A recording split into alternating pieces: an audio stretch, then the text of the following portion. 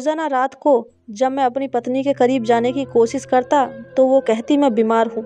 6 महीने तक वो ऐसे ही करती रही। मैं उसकी इन हरकतों से परेशान हो चुका था। फिर मैंने सोचा कि मैं उसके बदला लेता हूँ। फिर एक रात मैंने उसके साथ शादी की पहली रात जब मैं अपनी पत्नी के कमरे में जाने लगा तो मेरे दोस्तों ने मुझे रोक लिया और कहने लगे, देख आज की रात अपनी पत्नी को काबू में करके रखना, नहीं तो वह ज़िंदगी भर तुझे दबा कर रखेगी। मेरा दोस्त रोशन मजाकिया अंदाज में मुझसे ये सब कह रहा था। तभी दूसरे ने कहा, अरे इससे ये सब कहाँ होगा, ये तो ज़िंदगी भर उसका गुलाम बनकर रहेगा। मेरे सभी दोस्तों ने मेरा मजाक बनाने में कोई कसर नहीं छोड़ी। मैं बड़ी मुश्किल से अपने दोस्तों से पीछा छुड़ाते हुए बेताबी से कमरे में दाखिल हुआ, पर कमरे के अंदर के मंजर ने तो मुझे हैरान करके रख दिया। मेरी नई नवेली दुल्हन सलोनी चादर ताने सो रही थी। शादी का जोड़ा सोफे पर पड़ा था और साथ में जेवरात भी ड्रेसिंग टेबल पर बिखरे पड़े थे। मेरे तो सारे जज्बात ठंडे पड़ गए थे। मैंने घड़ी की तरफ नज़र डाली तो रात के 11 बज रहे थे। इतना ज़्यादा वक्त भी नहीं हुआ था और शादी के माहौल में तो इतने वक्त को हो ही जाता है। तो क्या नई नवेली दुल्हन थोड़ी देर तक अपने पति का इंतजार भी नहीं कर सकती है? या ये मेरे साथ ही ऐसा होना था? मुझे कुछ समझ में नहीं आ रहा था। मैं तो पिछले 1 महीने से एक एक दिन गिन रहा था और हर रात बेकरारी से बिस्तर पर करवटें बदलता था। मुझे तो शादी की रात का बेसब्री से इंतजार था कि आज की रात सलोनी मेरे साथ होगी और हम दोनों एक दूसरे के साथ मोहब्बत भरी बातें करेंगे और अपनी सारी ख्वाहिशें पूरा करेंगे।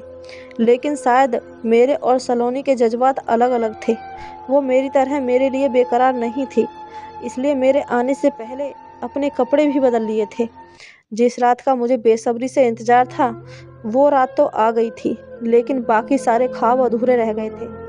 मैं मरे मरे कदमों से सलोनी के करीब आया और उसके चेहरे से चादर हटाई तो गुस्से से कहने लगी, क्या मुसीबत है, सोने क्यों नहीं देते? उसकी आंखें बंद थीं और वो दोबारा नींद के आगोश में चली गई। उसका चेहरा किसी गुलाब के फूल की तरह खिला हुआ था।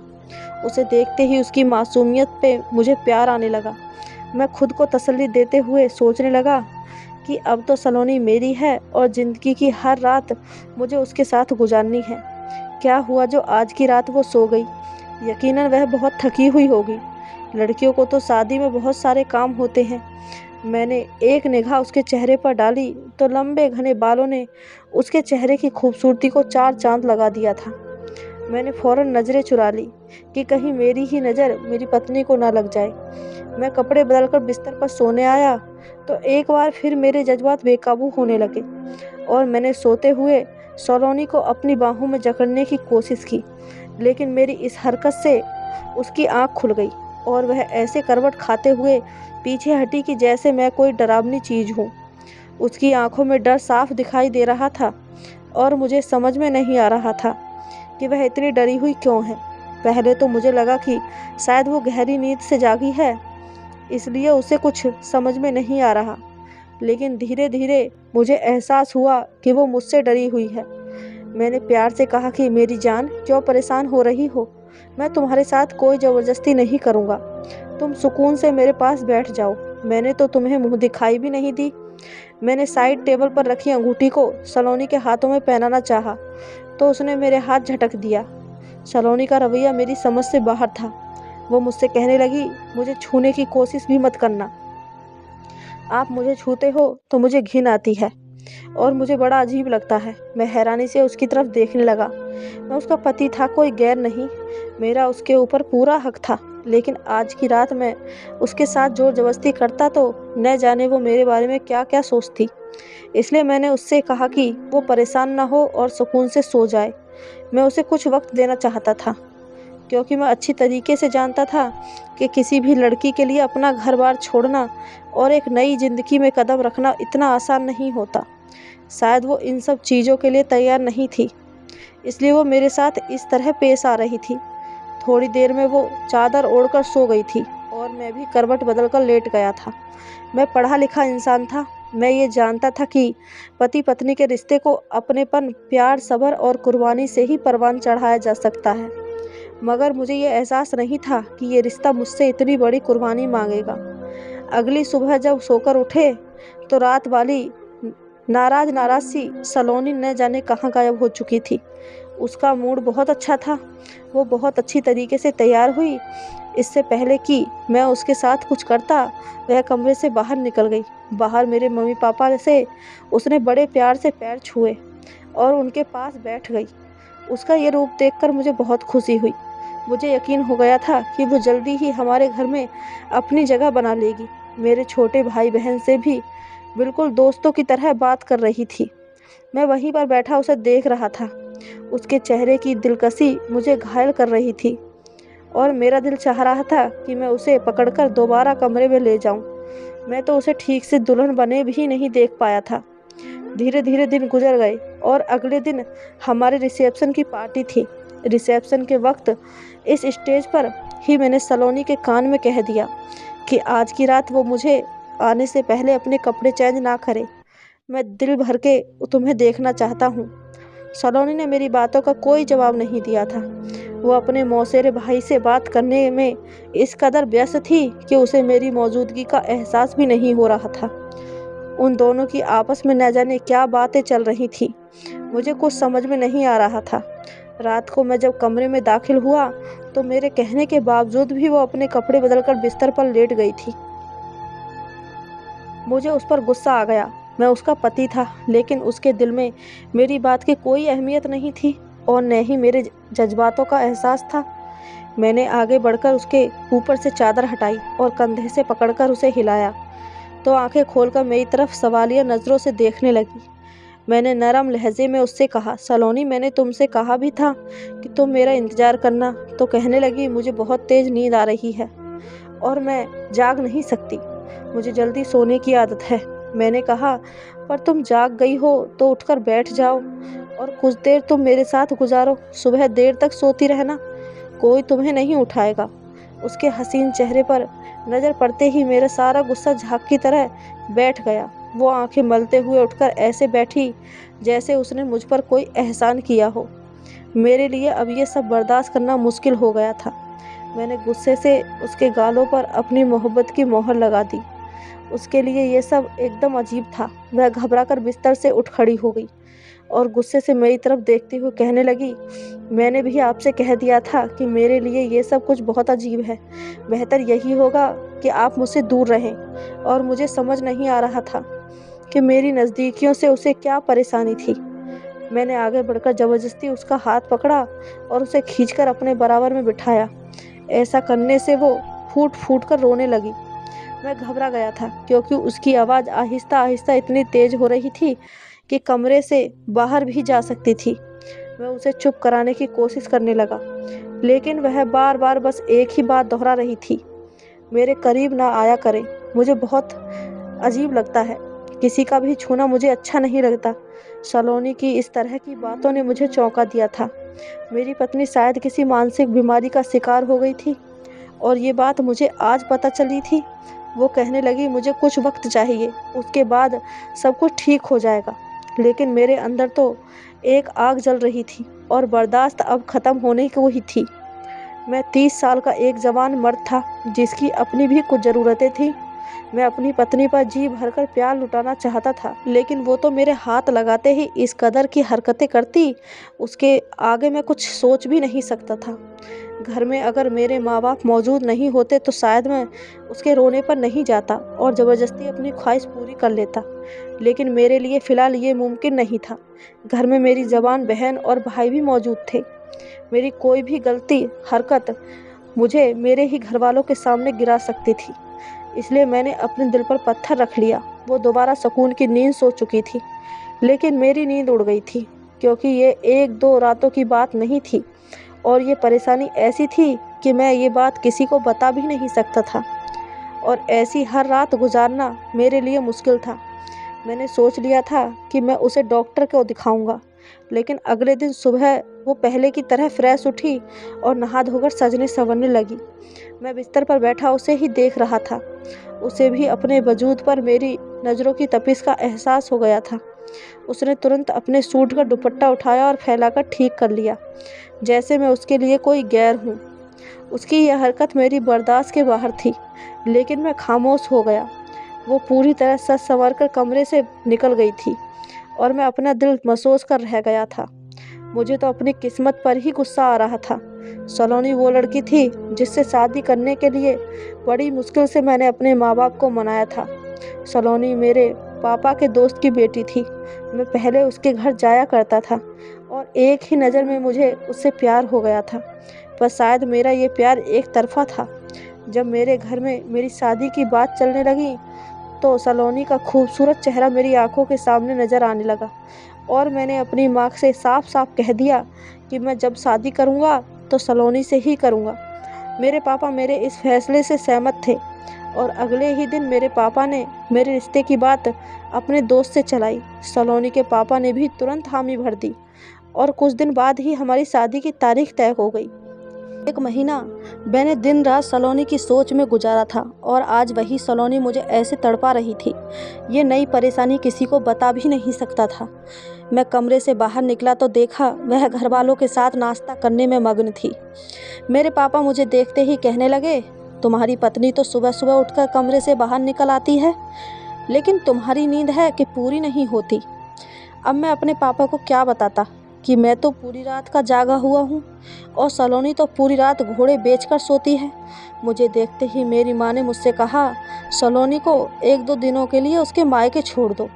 इसके घर वालों का फ़ोन आया था। वो लोग कह रहे थे कि इसकी बुआ फ़ौरन से आ रहती है और सलोनी से मिलकर जाना चाहती है। माँ की बातें सुनकर मैं खामोश हो गया और जब कमरे में आया तो देखा सलोनी खुशी खुशी अपना सामान पैक कर रही थी। मायके जाने की खुशी उसके चेहरे पर साफ झलक रही थी कि आज वो बहुत खुश है। मैंने सलोनी के कान पर झुकते हुए कहा कि ये 2 दिन मैं तुम्हारे बगैर कैसे गुजारूंगा। तुम आज ही अपनी बुआ से मिलकर वापस आ जाना। वह घबराकर 2 कदम पीछे हट गई। उसका यही रवैया मेरी जान जलाने लगा था। मैं उसे मायके ले जाने की बजाय डॉक्टर के पास लेकर जाना चाहता था। पहले तो वह हैरान हुई और जब उसे पता चला कि मैं उसका इलाज करवाना चाहता हूँ तो उसने साफ इनकार कर दिया। वो कहने लगी कि कुछ वक्त में वो खुद ही ठीक हो जाएगी, उसे इलाज की ज़रूरत नहीं है। मेरे लाख समझाने पर भी वो डॉक्टर के पास जाने को राज़ी नहीं हुई। मैंने उसे उसके मायके छोड़ दिया और अगले दिन जब मैं उसे लेने गया तो अपनी मौसी के बेटे के साथ ड्राइंग रूम में बैठे न जाने क्या बातें कर रही थी। मुझे देखते ही उसकी ज़ुबान पर ताला लग गया। वो दोनों इस कदर करीब होकर बैठे थे कि मैं उन्हें देखते ही हैरान हो गया कि मेरी पत्नी को मेरी वजह से घिन आती है, लेकिन इस लड़के के साथ बैठकर इसे कोई घिन महसूस नहीं होती। मैं सलोनी को लेकर घर वापस आ गया था और दिन बहुत तेज़ी से गुजर रहे थे। सलोनी न ही अपना इलाज करवाने को तैयार थी और न ही मेरा हक देने को। मैं बहुत ज़्यादा परेशान हो चुका था और मेरे दोस्त मेरा चेहरा पढ़ चुके थे। वो अक्सर मुझसे पूछते कि आखिर तुम इतने चुप चुप क्यों रहते हो, तुम्हारी परेशानी क्या है। अब मैं उन्हें क्या बताता कि मेरा दिल पूरी तरह टूट चुका था। हर रात मैं बिस्तर पर पड़ा करवटें बदलता और सलोनी को सोता हुआ देखता। कभी कभी मेरे अंदर की बेचैनी मुझे किसी गुस्ताखी पर मजबूर कर देती थी और सलोनी ज़ोरों से रोने लग जाती। सबसे अच्छी बात तो ये थी कि उसका रवैया मेरे घर वालों के साथ बहुत अच्छा था। सलोनी ने पूरा घर संभाल लिया था। मेरी माँ तो उसकी तारीफ़ करते नहीं थकती थी और मेरी बहन भाई भी हर वक्त भाभी के गुण गाते। फिर कभी कभी उसकी मौसी का बेटा मेरे घर भी आ जाया करता था तो वो दोनों ड्राइंग रूम में बैठकर घंटों बातें करते। कभी कभी रात के वक्त जब उसका फ़ोन आता तो बात करने के लिए कमरे से बाहर निकल जाती। मेरे पूछने पर कहती कि कमरे में सिग्नल नहीं आता, इसलिए बात करने के लिए मुझे छत पर जाना पड़ता है। अजीज सालनी की चचेरी मौसी का बेटा था। रिश्ते में वो उसका मौसेरा भाई लगता और उन दोनों की नज़दीकियाँ कभी कभी मुझे उनके रिश्ते पर शक करने को मजबूर कर देती, लेकिन ऐसी कोई ठोस वजह नहीं थी कि मैं अपनी पत्नी पर कोई गलत इल्ज़ाम लगाता। वक्त तेज़ी से गुजर रहा था और हमारी शादी को 6 महीने होने वाले थे, लेकिन अभी तक हम दोनों के बीच कोई रिश्ता नहीं बना था। दुनिया की नज़रों में हम पति पत्नी ज़रूर थे, पर हम दोनों के बीच की दूरियों से सिर्फ हम दोनों ही वाकिफ़ थे। अगर सलोनी मेरी मोहब्बत ना होती तो शायद मैं अभी तक अपने माँ बाप को सारी हकीकत बता देता, लेकिन मैंने उससे पसंद की शादी की थी। और मैं इस रिश्ते को हर कीमत पर निभाना चाहता था। अगले 1-2 दिनों में मेरी शादी की 6 महीने सालगिरह आने वाली थी। शादी की सालगिरह वाले दिन मैंने अपने दोस्त के फार्म हाउस को पूरी तरह सजा दिया था और सोच लिया कि आज की रात तो हर हाल में सलोनी को पाकर रहूँगा, क्योंकि मैं जानता था कि अपने घर में तो मेरी ये ख्वाहिश पूरी होने से रही। इसलिए मैंने अपने पापा को पहले ही बता दिया था कि मैं सलोनी को सरप्राइज़ देना चाहता हूँ और आज की रात हम अपने दोस्त के फार्म हाउस पर गुजारेंगे। उसे लेकर मैं फार्म हाउस पर निकला, जो शहर के बाहर था। मैंने सलोनी को नहीं बताया था कि रात हम फार्म हाउस पर गुजारने वाले हैं, क्योंकि मुझे यकीन था कि वह कोई न कोई बहाना बनाकर टाल देगी। मैं उससे बदला लेना चाहता था और मैंने सोच लिया था कि सारी रात मैं उसे अपनी मोहब्बत में इस तरह जकड़ कर रखूँगा कि उसके अंदर की सारी बगावत निकल जाएगी। फार्म हाउस पर पहुंचकर सलोनी को पता चला कि हम दोनों यहाँ पर अकेले हैं।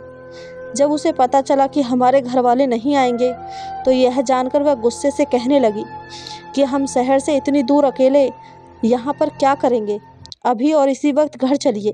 मैंने उसकी एक न सुनी और उसे बाजुओं से उठाकर सीधा कमरे में ले जाकर बिस्तर पर पटक दिया।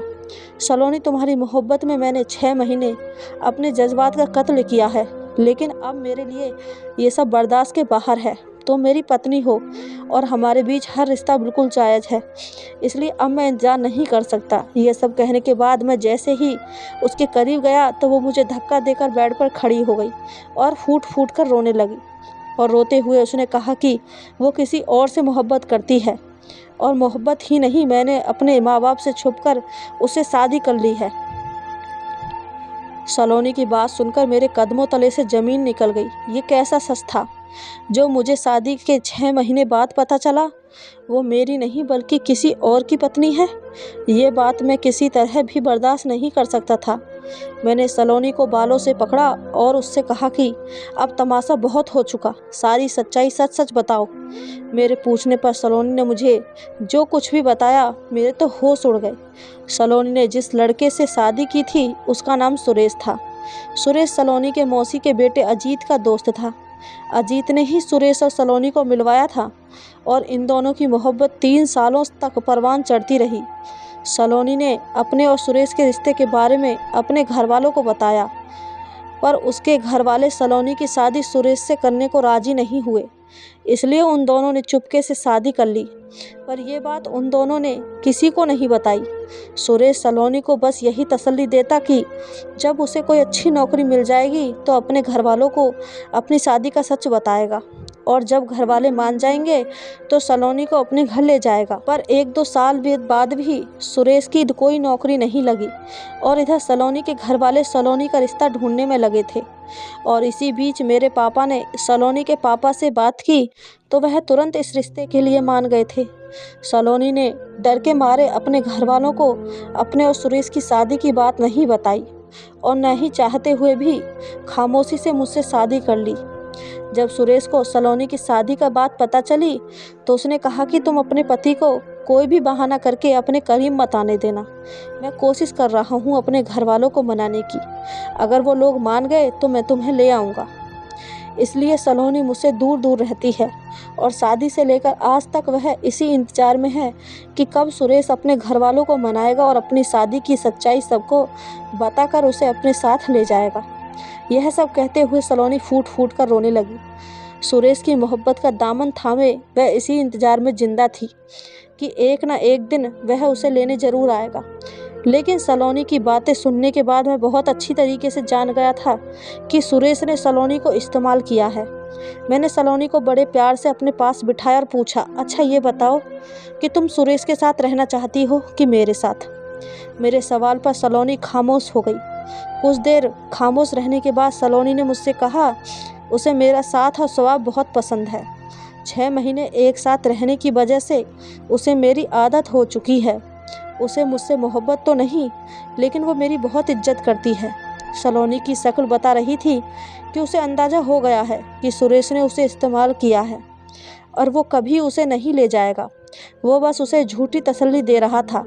मैंने सलोनी को समझाया कि तुम बेफिक्र होकर मेरे साथ रह सकती हो, और रही सुरेश की बात तो मैं कानूनी तरीके से तुम्हारा उससे तलाक करवा दूंगा। मेरी बात सुनकर सलोनी के चेहरे पर मुस्कुराहट आ गई और उसकी आंखों से आंसू टपकने लगे, लेकिन यह आंसू गम के नहीं, खुशी के थे। मेरे मुंह से इतना कुछ सुनने के बाद वो आकर मेरे सीने से लग गई और कहने लगी, आप ही मेरी सच्ची मोहब्बत हैं। बचपने में आकर मैंने गलत इंसान को चुन लिया था। मैंने भी उसे अपने आगोश में भर लिया था। अगले कुछ दिनों में मैंने तलाक के पेपर्स बनवाकर सुरेश और सलोनी का तलाक करवा दिया। सलोनी ने गलत इंसान पर भरोसा करके बहुत सारे रिश्तों को खतरे में डाल दिया था। अगर मुझे उसकी सच्ची मोहब्बत ना होती तो शायद मैं उसे बहुत पहले ही छोड़ देता, लेकिन वो मेरी मोहब्बत थी, इसलिए मैंने उसके सारे गुनाहों को नज़रअंदाज करते हुए उसे अपना लिया था। लेकिन मेरी तमाम बहन बेटियों से ये गुजारिश है कि किसी सुरेश जैसे गलत इंसान की बातों में आकर अपनी ज़िंदगी बर्बाद ना करें, क्योंकि हर किसी की किस्मत में अरविंद नहीं होता। आपकी इस कहानी के बारे में क्या राय है, हमें कमेंट करके ज़रूर बताएं। कहानी अच्छी लगी हो तो चैनल को सब्सक्राइब, वीडियो को एक लाइक ज़रूर करें। धन्यवाद दोस्तों।